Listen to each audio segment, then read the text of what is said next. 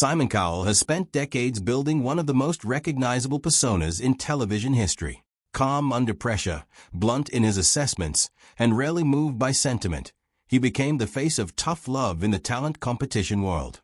Audiences tuned in as much to watch his sharp critiques as they did to see the performances themselves.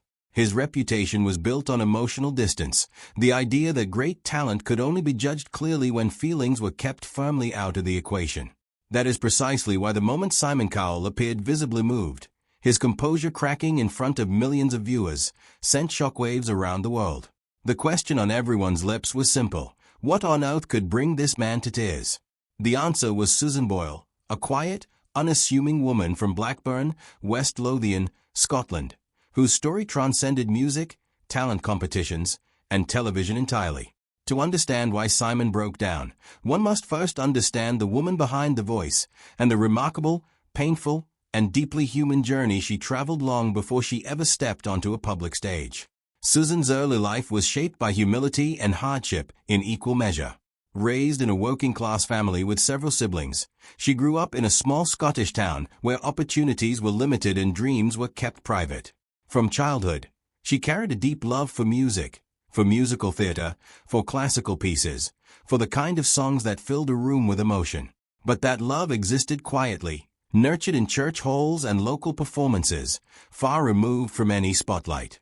The world did not know Susan Boyle existed, and for most of her life, that was simply how things were. Her childhood was made more difficult by a diagnosis of learning difficulties, which led to misunderstandings and unfair judgments from those around her. She often felt like an outsider, someone the world had already decided had little to offer. Rather than surrender to that narrative, Susan channeled her energy inward, developing a quiet determination that would only reveal itself decades later.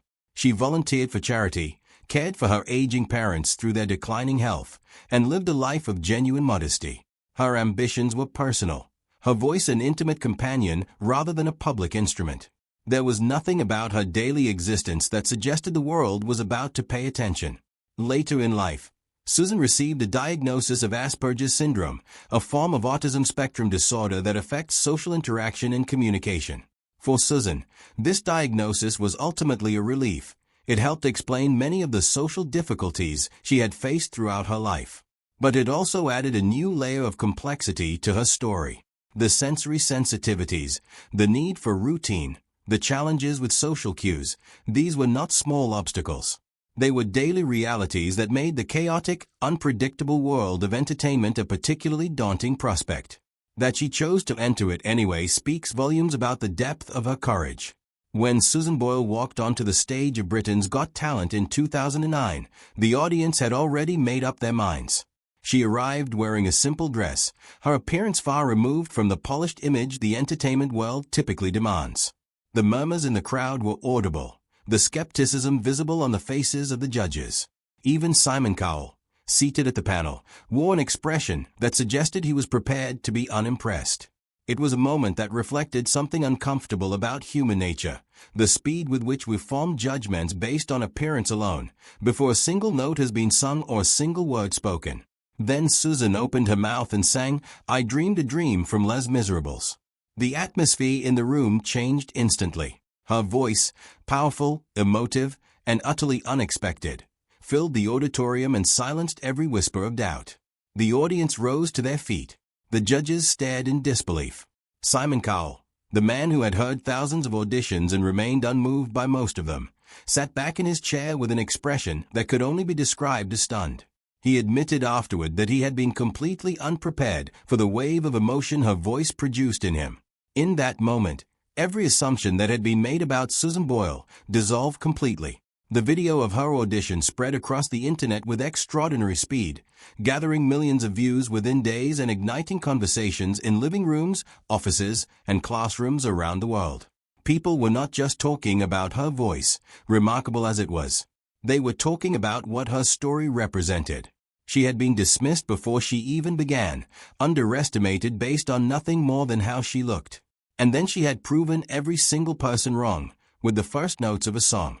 Susan Boyle became, almost overnight, a symbol of hope, proof that genuine talent and authentic character can break through even the most stubborn of prejudices. For Simon, that night marked a turning point he has spoken about openly ever since. It reminded him that every person standing before a microphone carries a story behind them, a life filled with struggle, longing, and private courage that no audition process can fully capture.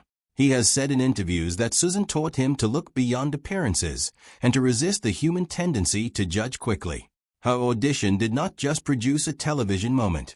It produced a shift in the way he thought about his role as a judge and about the responsibility that comes with wielding influence over someone's dreams. Their relationship did not end when the audition lights dimmed. Over time, what began as the standard dynamic between a judge and a contestant evolved into something far more genuine. Simon became a consistent supporter of Susan, not simply in the professional sense, but in a deeply personal one. He watched as she navigated the overwhelming demands of sudden global fame, and he was troubled by what he saw. The media, which had celebrated her so enthusiastically, was not always kind. Some coverage focused on her appearance or her quirks rather than her talent, and Simon was vocal in his criticism of that treatment. He made clear that he found it deeply unfair to dismiss or mock someone who had shown such extraordinary courage. Susan, for her part, found in Simon's support a validation that meant more than any chart position or record sale. She has acknowledged that his initial praise was a turning point, a moment that made years of private dedication feel worthwhile. His belief in her was not simply a professional endorsement. It was a human gesture that told her she belonged, that her voice and her story had value in a world that had spent most of her life suggesting otherwise. Behind the scenes, the pressures of fame were taking a genuine toll. Susan had gone from a quiet, private life to one of constant public scrutiny almost overnight. The demands of interviews, tours, and public appearances contrasted sharply with everything she had known before. For someone with Asperger's syndrome, the sensory overload and disruption to routine that fame brings were not minor inconveniences. They were significant challenges that required real management. Susan was open about this, speaking candidly about anxiety and the way the spotlight could be simultaneously exhilarating and deeply isolating. Her honesty about these struggles was groundbreaking at a time when celebrity culture rarely acknowledged the human cost of fame. Simon remained a steady presence throughout these difficulties. He used his platform to advocate for Susan's need for privacy and respect, and he spoke publicly about the responsibility that television shows have toward the people they introduce to the world. Overnight fame, he acknowledged, is not a gift without consequences. It is a transformation that requires support, understanding, and genuine care from those in positions of influence. His concern for Susan's well-being went beyond what his role demanded, reflecting a friendship built on mutual respect and authentic human connection. The moment Simon broke down in tears during a reflective televised conversation about Susan's journey was a result of everything described above accumulating over years. His tears were not simply about a performance or television memory. They were about witnessing a person's entire life. The years of quiet struggle before anyone was watching, the courage it took to stand on that stage, the immense pressures that followed, and the resilience Susan demonstrated through all of it. He was overwhelmed by the gap between what the public had seen, the overnight sensation, the remarkable voice, the inspiring audition, and what lay beneath, the learning difficulties, the Asperger's diagnosis, the loss of her parents, the health challenges, the battles with anxiety, the sheer effort required simply to keep going. His vulnerability in that moment revealed something important, not just about Simon Cowell the man, but about the nature of empathy itself.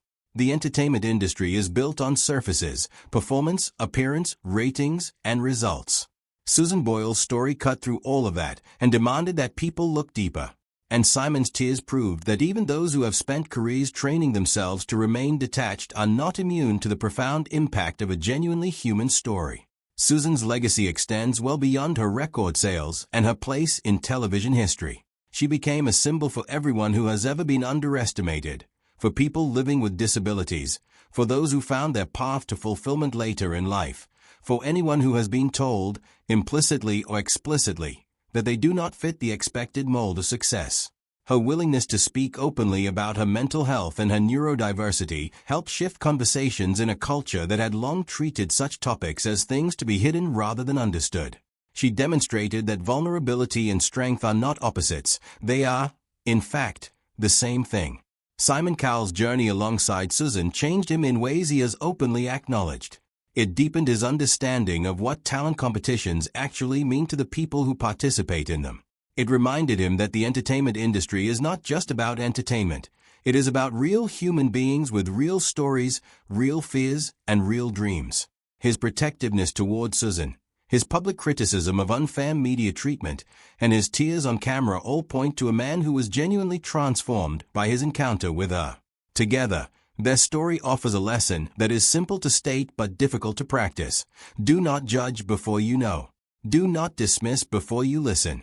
The most extraordinary stories often come from the most unexpected places, carried by people the world has already decided to overlook. Susan Boyle walked onto a stage in a modest dress, and she changed television history. Simon Cowell sat in a judge's chair, and he had his heart changed by someone he nearly dismissed. Their shared journey is a reminder that compassion, when it is real, has the power to transform not just individual lives, but the way an entire culture sees itself.